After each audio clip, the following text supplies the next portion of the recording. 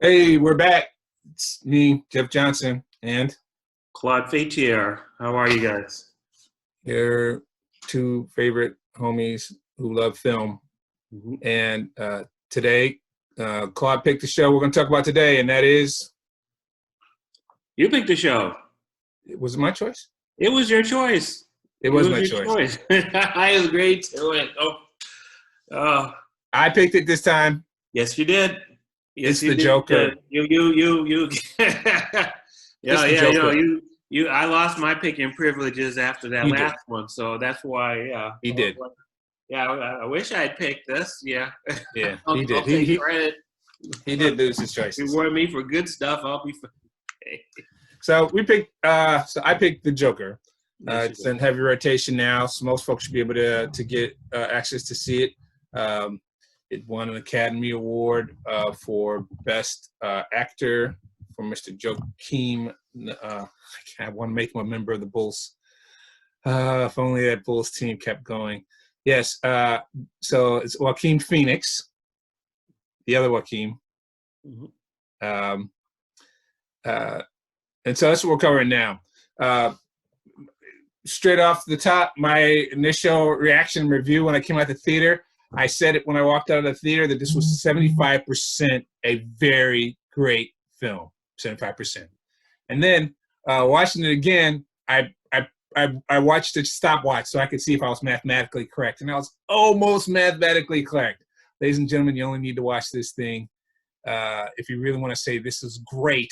Then watch it just for one. It's a 2 hours run length. I think it was exactly 2 hours, something like that. If you want to really enjoy it, watch 1 hour and 32 minutes of this film.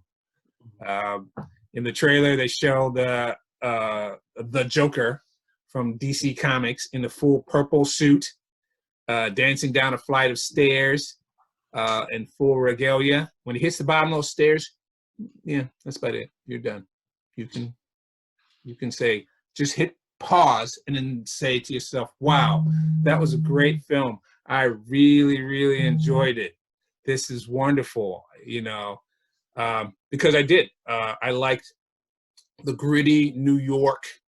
It felt like when I was watching it, 1970s period piece aspect of it.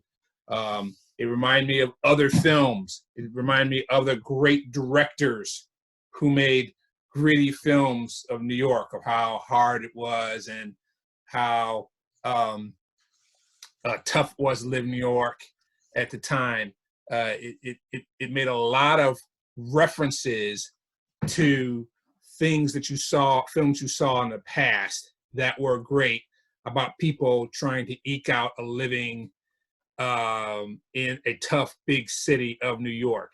And so the period piece, the cars, the music, the clothes, it was almost like they were trying to be coy with the time period. Now that I look back at on a second watching, I didn't see all the bell flares that I was looking for and all the rest. It was kind of hard to piece it. Um, the We'll talk about the very, very end, but the movies playing in the theater, and we'll talk about who was watching the shows in the theater. But the movies playing in the theater watching experience. Hint DC fans, kind of like what was Abraham Lincoln watching? Yeah, like that. DC fans, what were they watching? They were either watching Blowout Claude or Zorro the Gay Blade, which I didn't look up to see the exact year that should have been. But those are your choices, ladies and gentlemen. We finally now explained what was being watched in the Gotham City movie theater faithfully. It was either, so if you're a rich couple taking your 12-year-old son to a movie, you're either watching Blowout or Zorro the Gay Blade. We don't know for sure. You'll have to decide for yourself which one was being watched. So anyway, staying on what I enjoyed about it, that time period, the grittiness, how hard it is to live in a big city with a mental disability. It was just really good. It was timely for this time period. It was a way of covering an origin story for a superhero villain. And since we're living in a time where, man, just about every movie that's in the theaters is a comic book story. Here we were being given a very realistic motion picture, a very serious motion picture origin story for the villain, the Joker, filmed in a way that we'd never seen before. Filmed in a 1970s Scorsese style drama of the tragic origin story of a character. And that part I thought was just great. And I enjoyed all 75% of it. Claude? Okay, yeah, no, I think you hit on a lot of the same things that I feel. Although looking back at it now I'm basically probably close to 70% seeing it a second time, so I definitely have to review the ending part. So I'm not gonna go head to head, but you basically you hit on a number of things that I thought. First of all, I'd honestly say I was scared that you and your brother ruined my ability to see this movie again, because as you remember, when we left the theater, you guys were kept talking about the whole Tai Chi thing.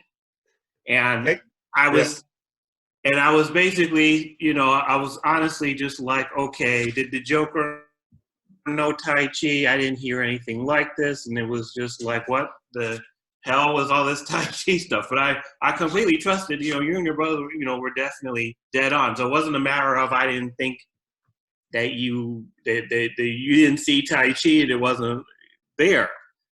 But I was trying to figure in my mind, okay, did it say something in the script in terms of him being Tai Chi or whatever? So looking back on it, because I was concerned because you guys earwormed me that damn Tai Chi. So I was like, okay, let me see it. So so that being said, it was like I'm number one, I'm glad you and your brother had repeated it, because in terms of looking at it again, the placing of it, which was after he crosses when he crosses the threshold and kills those people, and he does it. I wasn't thinking of Tai Chi in terms of the Jet Li movie Master of Tai Chi, where he's fighting. He's at a point where he feels harmony. And I don't think necessarily that Fleck is directly necessarily doing Tai Chi, but I think it was an acting choice that was placed there to express how the character felt. Yeah, that's fair.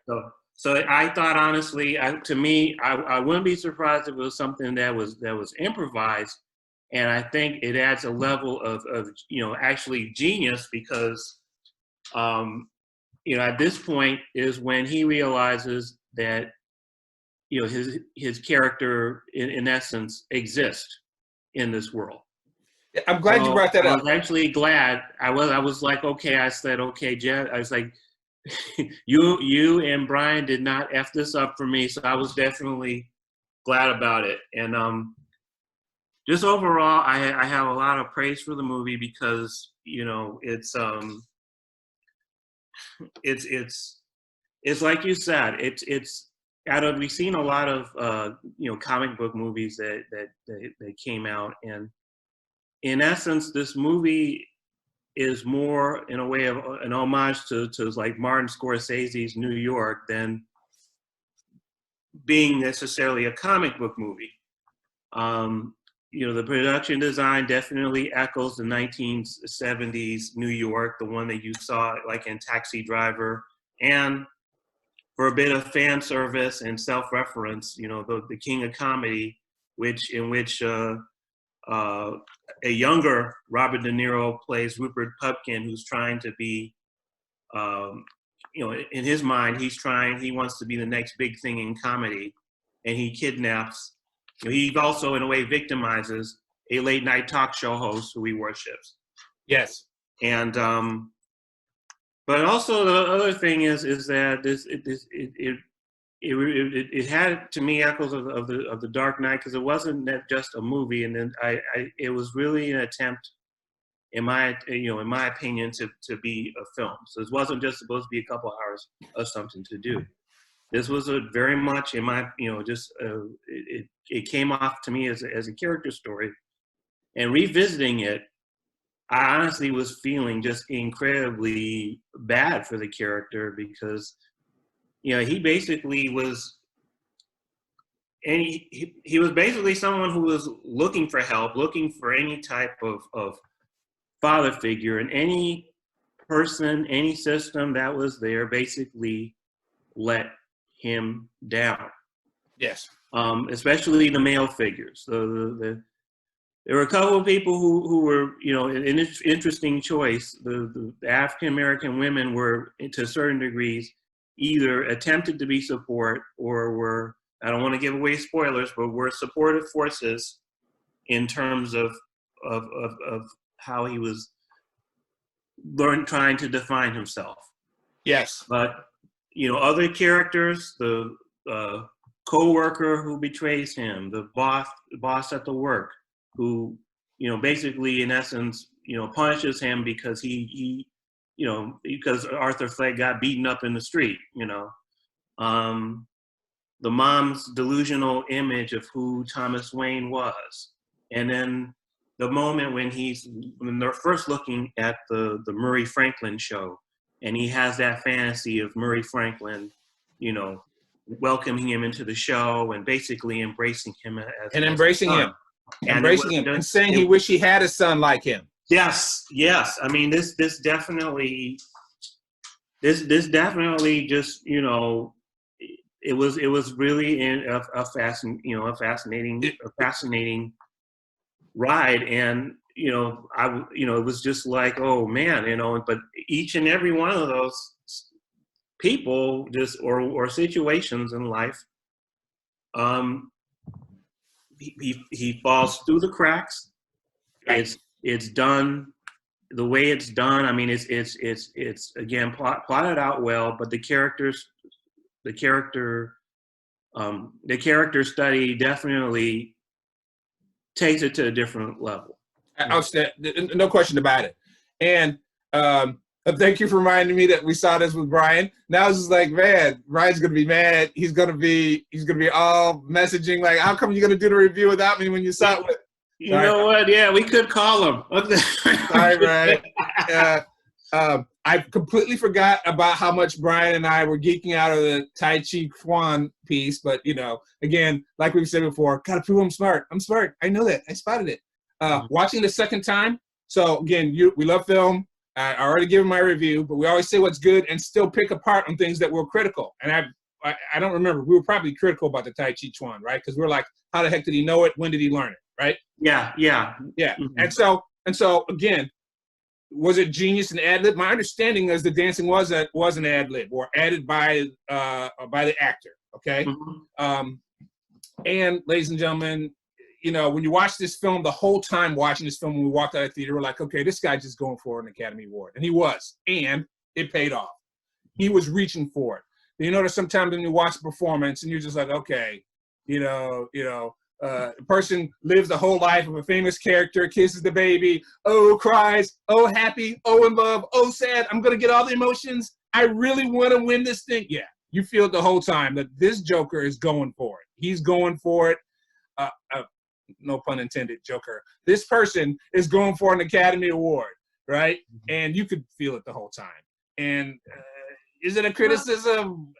Sort of, yes. But yes and no. You should just perform really well and win. He performed really well, and he was really reaching for it. As you watch it, and certainly the first time watching it, that was my initial reaction. My initial reaction was this dude was just reaching for this Academy Award, and he was going to get it no matter what. He was going to act every doggone scene, and he did. Even the very opening scene where he's putting on his makeup for the first time and does the face. It's not that part is not just fan service. That's like, I'm taking this totally seriously. I know this is a DC comic book character who is pretty much the most famous villain in DC Comics. And then the second one, of course, is Lex Luthor. But Lex Luthor doesn't have nearly as much character as the Joker. I mean, by himself, as he's written on the page, doesn't have nearly as much character. And also, lots of people tried to play the Joker. And all of them, really excellent actors. So this guy's like, I gotta go 115%. Or you know, or all the other actors who played the Joker, I just won't be able to stand up. You know, the Dark Knight performance of the actor really from a straight ahead comic book rendition was, you know, the best Joker of all time. There's just no question about it. In fact, I don't even compare these two because this one is such a serious drama, right? This movie is just like a drama, and it happens to use the character's name, the Joker, in it. You know, and even, you know, and it's loosely based off of or makes reference to someone who will be in a comic book. But this wasn't a comic book movie at all. Period, dot. It's not a spoiler to tell people that no caped crusaders of any kind fly in. No superpowered villains. There's no conversation about, you know, there's plenty of super villains and superheroes going on in the background. And while all that's happening, we're going to go ahead and establish one of the ones that you guys like. No, none of that. It's not living in that universe. To your point, the universe it's living in, which again is the only, really, when we look back on it, the thing that drew me to this film, 100%, I won't say it's the only reason why I went, but the primary draw was not because I wanted to see a DC comic book origin story for a villain. I was not drawn to the movie for that purpose. I was drawn because the trailers really made you feel like this is a complete tipping my hat to Martin Scorsese. And sure enough, you know, we were very, very young. I haven't even seen the king of comedy, like, you know, streaming or cable or whatever. You know, we were kids then. So the only time I've seen King of Comedy when it was rerun on television, you know, so I'm old enough now, and it's already on television with commercials, you know, and PG'd and stuff. And then I didn't see it before we went to the theater, and I wanted to, and I still haven't seen it yet because I'm cheap. You gotta see it. I don't get it on any of my services free yet. I'm waiting for it to pop up. But I've seen it. I have seen it. Right? Mm-hmm. And so I went to this movie for that. Of course, The King of Comedy was directed by Scorsese and starring Robert De Niro as the villain who, you know, a guy who wants to be a comedian who kidnaps the Johnny Carson type character. So they knew they were playing with us when they flipped the script and made De Niro be the Johnny Carson character. Plus, giving us De Niro in a film like this in the first place, I was sold. I was drawn in. Yeah. All those 70 movies of I'm mad as hell, I'm not going to take it anymore, about persons who just couldn't take the stress of living in the city anymore, and so they just snapped. Yes. All of that drew me in, and this film had all of that, and those parts of it stand up. Now here's a little critical part. Reaching too far for an Oscar, you know, that's the part Brian and I were critical. It was like he was dancing early on, like you know, which again, he was going for the Oscar, right? He was just like, when he was in his house and musing to himself, he would do this little dance, and the actor just looked awful. He clearly starved himself and got really, really gaunt, so his backbones would stick out. He hyper exaggerated a hunchback, you know. So and then he had a bruise on his back, which would come up later to find out. Well, it was bruised. You know, yeah, he's kind of crazy. I mean, he has a mental disorder. But why would he be bruised? That would suggest that maybe he was abused, right?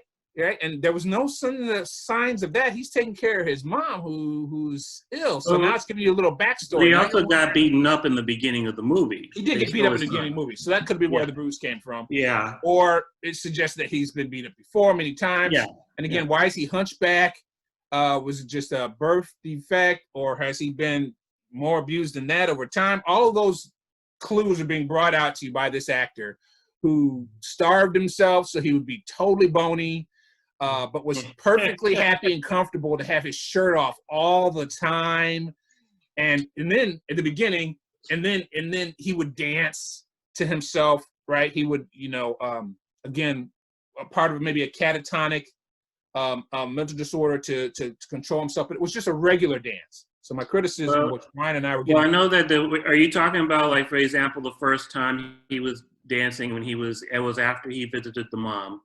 Yes. They started showing no shirt on. They were showing the beginning of a Fred Astaire movie. Because I just sort of saw that. Oh, okay. Yeah. And so he was mimicking Fred Astaire. Because he did that after he met the girl in the elevator. And, sure. And, you know, the spoilers. I mean, we come to find out really what was going on between him and the girl. Sure. But I did not see the dance coming out of nowhere. No, He I didn't had say it was that coming out of nowhere. I'm He saying had that encounter with the girl, and then I guess it was sort of like it seemed to me like he was just like, she put a spark in him. He wanted to, just pretend like he was interacting with somebody, asking him to dance, and he just happened to have the gun in his hand, and then that's, and the gun went off and spoiled the move. Yeah, which was comical. Yeah. Which was comical then, which again, of course, is everybody knows in all elements of a film. If you show a gun, it's comical, but it's also a little sad too. When somebody is honestly like they're so starved for attention, some type of contact, that they have to, basically pretend or rehearse what they would do if they met somebody somewhere to ask them to dance. I mean, it's that's right. I mean, I wasn't. That's right. I mean, I didn't take it for laughs. It just, to me, it sort of saw how desperate his character was. How desperate and how pitiful he was, right? Yeah. And some aspects of it you can relate to, and other aspects you're like, wow, that's more human than me. Wow, yeah, I've ever been that pitiful, and then you're like, ooh, I've never been that pitiful. Let me eat another hot dog and do one push-up. So right, so I won't break your ear more than we already broke your ear once about it being Tai Chi Chuan. I'm just saying is at the end, even on a second viewing, it was Tai Chi Chuan and not just generic dancing. And sure, he used it to calm himself, because after he made the turn that hey, he doesn't have to take it anymore, and he exacted violence and he didn't get caught for it, and he was all hyped up in a bathroom when he was running away and wondering if he was gonna get caught, and he didn't get caught. Then he resumed back to his dancing, okay, and then this becomes an ongoing and continuing theme for him, right? Because he told that caseworker in the very beginning. She asked, "Are you feeling better?" And he basically said that I felt better when I was locked up. And they cut to the room, the observation room, where he's banging his head against the window. Yes. And after he loses his job and he finds out that person who gave him the gun basically, set him up, and person gave him the gun, set him up, and then had the nerve to come back and say, "Hey man, you're not going to rat me out, are you?" And that caused him to snap. Yeah. All of this. Well, it started before that, because he banged his head, when he was on the phone and the guy was telling me he lost his job. He banged his head on the window, just like he did when he was in that. When he was in the asylum. And the window, the booth cracked. He went down, had that incident that happened in the subway, and at that point, he said, "I should have felt bad." He should have felt bad, but he did. He was at peace after he did what he did. Yeah. And that was the spark that I'm somebody, Right. And it was really it was powerful.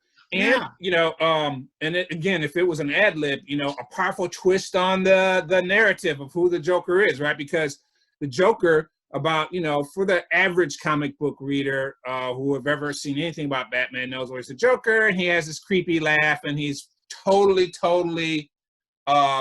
violent and psychotic. So he's the scary clown, right?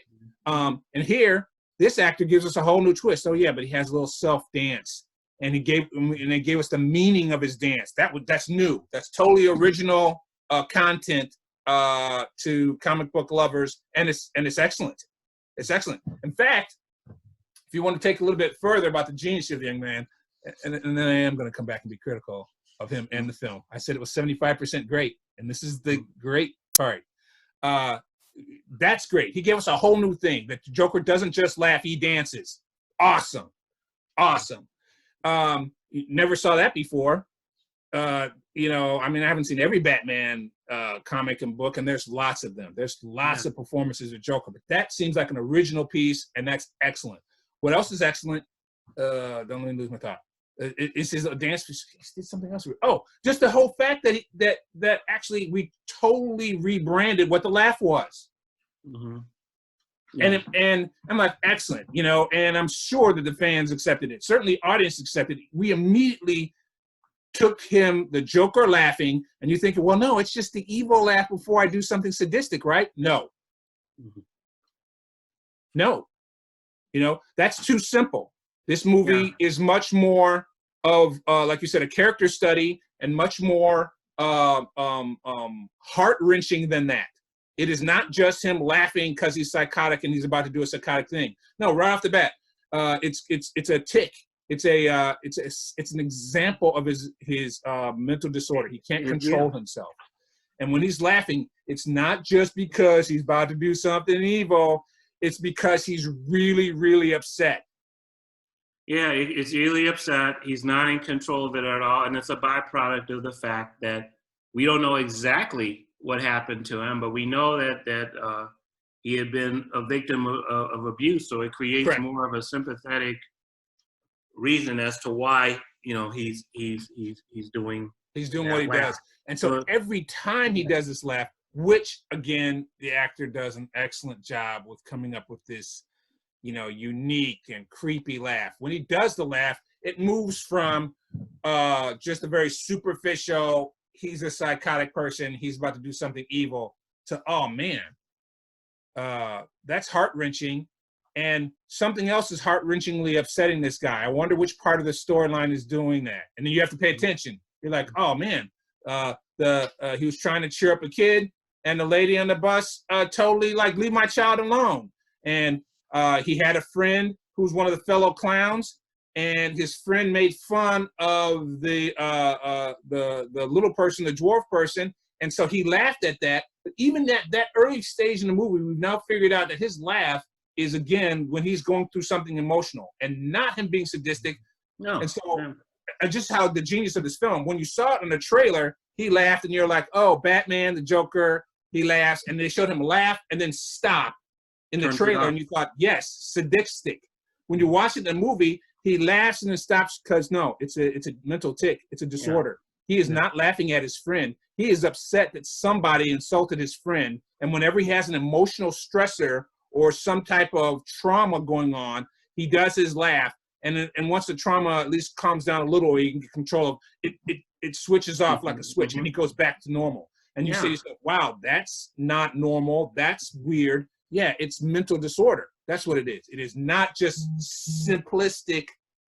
It's not a simplistic, he's a psycho and he's about to kill somebody. And those two things are genius. They totally reframed what the Joker's laugh was and turned it into a serious, dramatic thing rather than just a superficial, I'm evil, boo, ha, ha, ha, ha, ha. No, when this dude laughs, his crazy laugh, you're like, wow, something emotionally traumatic just happened to him. Let me pay attention to the movie again. What just happened that made him so upset? Yeah, and like, or even nerves or whatever. And then the laugh is not just a matter of a laugh. It's a combination of a cough and him trying to stop it. And then you really have, I mean, he really brought out the fact that this was something that was, you know, involuntary, uncontrollable, and that it was something that erupted out of him, and you know, this completely just holds on to it. Excellent. And interesting, it minimized the whole clown face. The whole clown face was just that we were not going to spend any time on that. Fall in a vat of acid, which bleaches yourself white, and then nope, nothing to do with it. Sorry, fans. We're going a whole nother way with this story. We're going a dramatic, heart-wrenching, tragic direction with this story. We're not going that way. We're not even going to cover the makeup piece. I mean, we covered, right? But we're not going to, you know, the meaning behind it and all the rest is going to be locked into the storyline of this guy has a serious, he has serious traumas that have totally racked his life. And then now he can't find any peace in the world that he lives in. He can't even be a comedian. He can't even be a clown and make people smile. He has to forcibly force the smile on folks. It totally in essence, he can't even be human. He's not even permitted. And when he wrote down the thing that I think he was basically trying to say the craziest thing about having a mental illness is that people treat you like you don't have one, and it's definitely, it definitely just it's a very, I think, like a sympathetic person, because, again, it was like there was no, he was, just because he wasn't even, just being in plain existence was painful for him. It was really weird that this movie, it reminded me of this documentary that I saw. I think it was called Bus 147. And it was about this incident that took place in Brazil, where this young man took this bus hostage. And the whole purpose of the documentary is that it went through this young man's life. And it was basically, this kid had suffered every hardship, and there was any system that could have helped him out let him down and led him to this situation where there was this tragedy that ended up happening in Brazil. And this is exactly, how I mean, this is what was, making the story very, very sad in terms of him. Yeah. And again, just the whole idea, like you pointed out, the brilliance of actually putting this in 1970s New York, because those whole Scorsese's New York is a dirty, scummy place filled with super rats. There's, porno theaters. This is a New York that doesn't exist anymore. So therefore, if you want isolation in the big city, this was the perfect setting for it. That was definitely just elements of like Travis Bickle from Taxi Driver. A late night, the whole we need the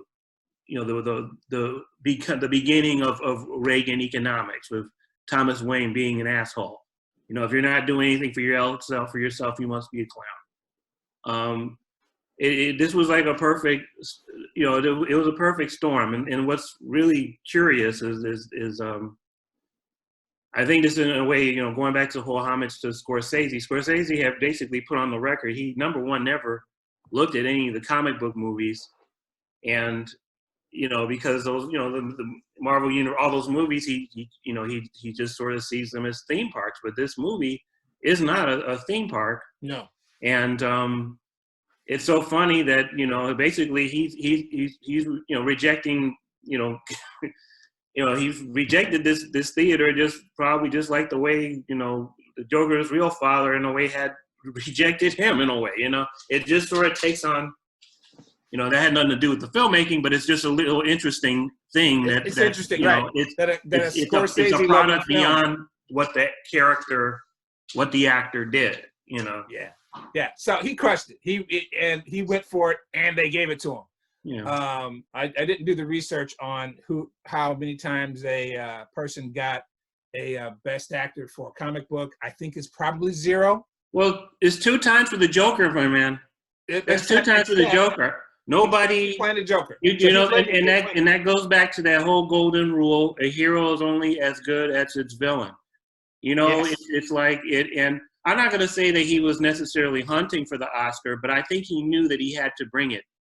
Because he's probably been in the game longer than Heath Ledger, and damn it, he was like going to do the very best that he could.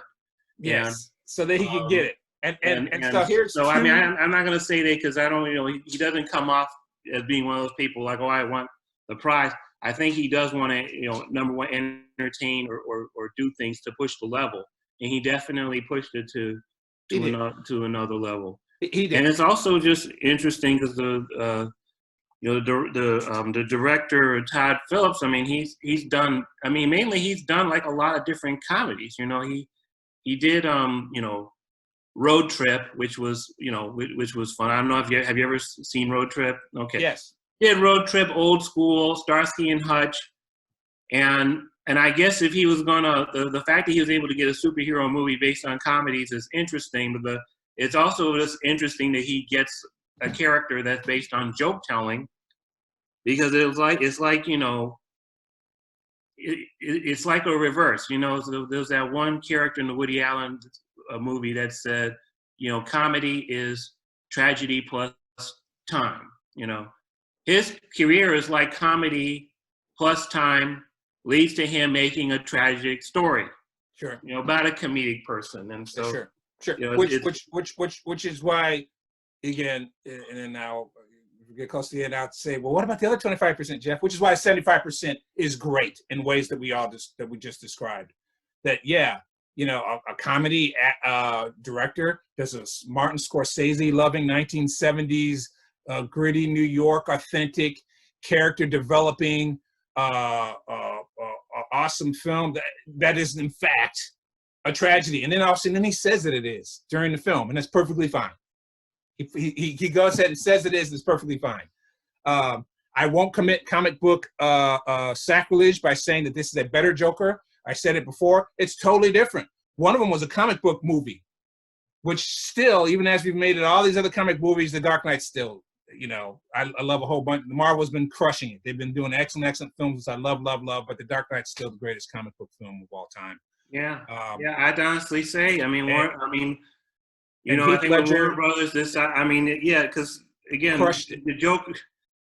They just Warner Brothers need not kill the Joker anytime soon because he brings Academy Awards and he brings over. I think he's bringing Academy Awards. He's bigger than Superman and Batman. You know, who are the main characters. Yeah. It's you know, and they know how they know how to do it. I think their films faltered when they were trying to imitate.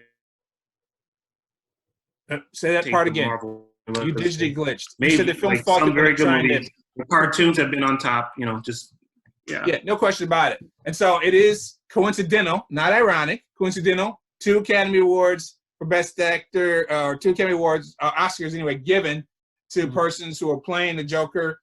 But all I would say is just for comparison. There's no contrast. They're not even the same kind of film as we've described, and both actors crushed the heck out of them their way. Yes. And this performance crushed it in a straight-ahead drama, gritty New York. You love Scorsese. You got to go see this film. You got to go see the first 75% of this film. Mm-hmm. I will throw out there, because we are 2 brothers who we can't turn off our black radar. You're right. Everyone failed him. All the systems failed him. All the male figures he was looking for, father figure roles, failed him, and that made him snap. But then they threw in there that really only one black woman, not a real spoiler, only one black woman failed him and survived, or maybe 2. I was having a hard time figuring out whether the shrink was the same person. Had to watch it a second time. I was trying to see if it was a dream sequence or something, because they gave him 2 black female shrinks, and it's not a spoiler. That's the part of the 25% that I don't like. The spoiler would be for me to be specific about the black woman he destroys. So I'll just say, generally speaking, he is a villain. He destroys all black women. I don't like that. And the sympathetic black women. The woman who wasn't sympathetic, she skated. She skated because it was too small a part of the overall story. Yes, Joker, let's be clear, is a villain. It's a tragedy, of course, because all of this sympathy part that we were telling you that built up and was done excellently, we all know that if he's going to follow a comic book, he must end by becoming a villain. He must be that murderous person. We've just explained, though, he's not just this basic sociopath that you don't know the reason why. That's what makes it a compelling film, because you know why.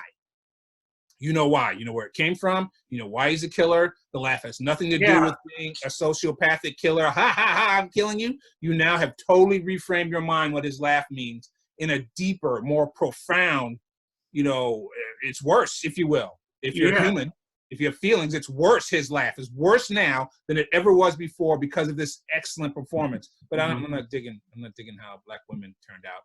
I'm not digging that. Yeah, you know what? I didn't see the very end. I mean, I don't think he did anything to the first caseworker. I don't think he did anything to the second one.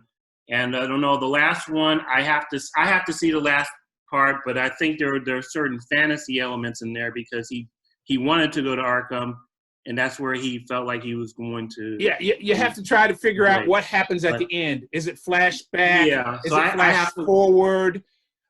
Is it fantasy? But the very final sequence, you all decide for yourself. The net though is that it's implied by his bloody feet as he walks away from the black woman that the blood came from somewhere. and then that was from him destroying her. So I'm sorry. Yeah, I mean, and you don't know, but also, I mean, wasn't there something funny happening with the footprints too? Like there were like a lot of them, or something. You know what? Dancing away. He was dancing away. I gotta see it, but he's dancing away. The movie's over. You know, what is that one guy used to say? The film's supposed to end once King Kong is killed, and you just run the credits in, don't keep going. They kept going.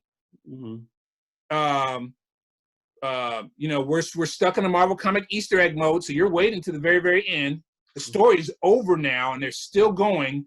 And so now you're trying to decide, is this flashback, flash forward? It doesn't seem to make sense to be a fantasy. He's talking to a new black woman social worker. Her hairstyle. Yeah, I think he's in there, but I think he's there doesn't mean that what's 80s happening hairstyle. is really happening. That's all. I mean, I need to see it again. I need to. She has an 80s hairstyle. I'm just saying. Yeah. Right. But in a insane asylum, how can you tell what time is? Right. So did he get caught? It's logical in this film too that he got caught, because this film doesn't cover everything else. Again, Brian and I, we do what we do. We get critical. We said, where do you learn Tai Chi Chuan? It should have just been any kind of dance. That's because, we're trying to be smarter than everybody else. But my point is the other parts were much more logical. Like, he is not a crime lord, right? We've heard his backstory. We're sympathetic to his tragedy. He's no crime lord. He's going to get caught. Or something, unless there's some crazy chance. He's certainly not running some organized criminal enterprise. He is not capable of that from anything that we saw. At least not at this point. At this point, which makes sense, which is fine, because Batman's still a boy. The thing is like, he's got time. He's not being who people expect him to be, and that's another part of it.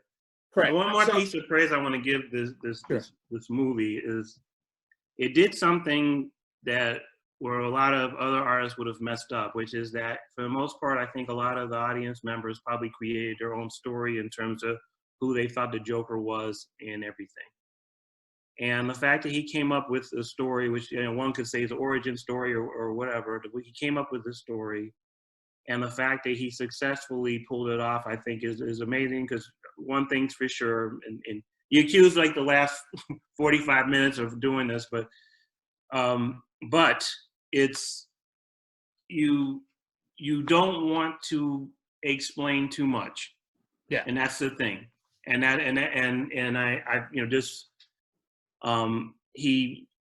because that's where people mess up when they try to define what evil is. You go back to Alfred Hitchcock's Psycho, when they're trying to explain what Norman Bates did and all that type of stuff, that's when it falls off. When people try to explain something, sometimes evil can't be explained. So you just, Sure. But he took a very difficult task, came up with a story in terms of how somebody like this could exist, could become the person who we see later on. Absolutely. And ended with him with completely credible. Completely. It ended with him. Ended with him with calamitous mob action and maybe the beginning of cult of personality, and then end. All of that fit with the total storyline and the rough, terrible, dirty super rat.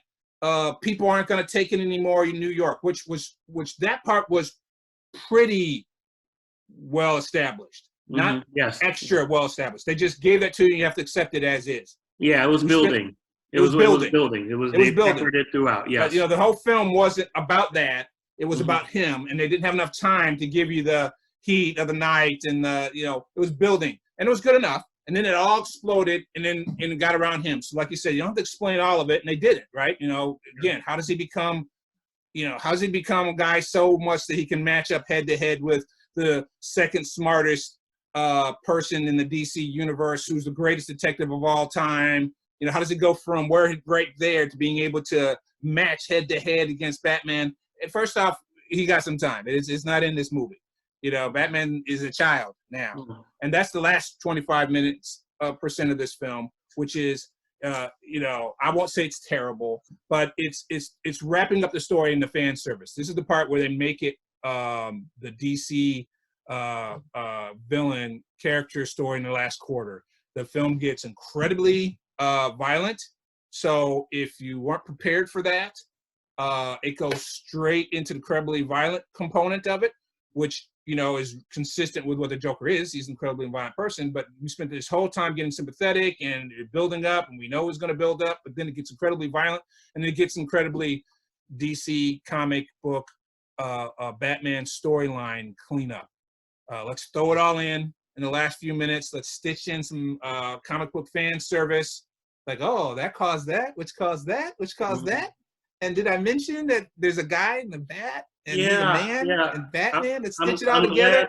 I'm glad they played around with the whole possible causality, and I'm glad that they did the little misdirection, because one of the things I hated actually from the Tim Burton Batman movie was like, oh, having the Joker kill his parents. I was like, please, come on. I said, that did not work for me.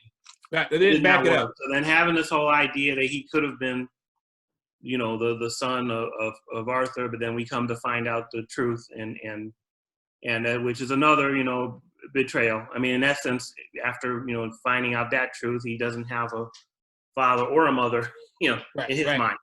In his mind, he has a father or a mother, and it makes it fit this story. Yeah. It makes this story about how a guy goes off more credible.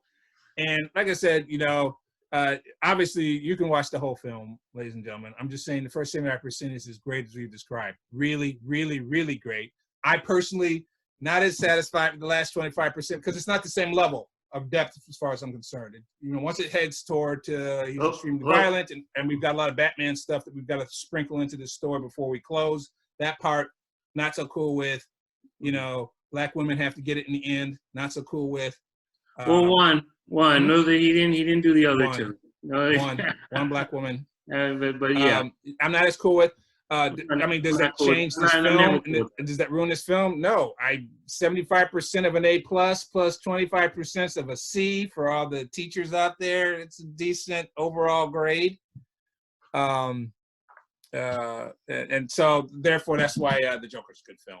Mm-hmm. You know, as Claude has mentioned to you, not a comic film. If you don't like comic book movies, that's not a reason not to watch this film. If you like Martin Scorsese, if you like Robert De Niro, again, also, you're not going to see it for De Niro. You're going to see it like, this is like that. This reminds me of that. Ooh, what a nice job they did of making this film like those two other films. Yeah, you'll go there and enjoy it. If you watch The Englishman because you wanted to see a film which was like so many of the other gangster movies, right? And that made you feel good. I'm sorry, I called it The Englishman. The Irishman. Yeah, okay. I was wondering Irishman. If you watched Irishman and you said, yeah, this reminds me of all the other films those guys did together, and that makes me feel great, then you need to watch The Joker. Yeah.